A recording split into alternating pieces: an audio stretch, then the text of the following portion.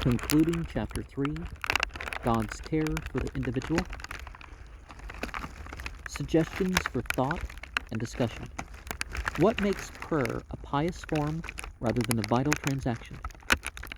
What gave vitality to the psalmist's prayer? What is the difference between a Buddhist turning a prayer wheel and a Christian praying? What merit is there in praying?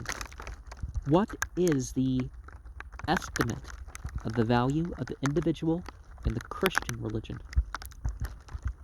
What was Jesus' view as set forth in the daily readings? What place has the individual had in the history of the church?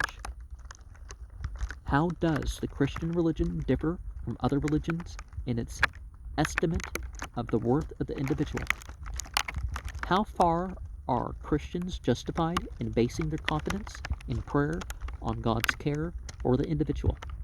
Is the possibility of prayer dependent upon God's care for the individual?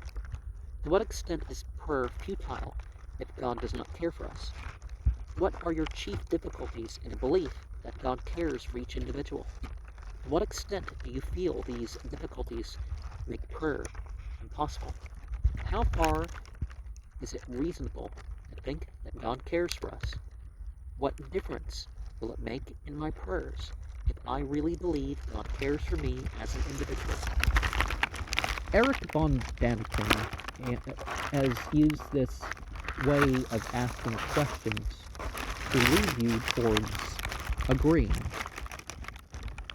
with what is said.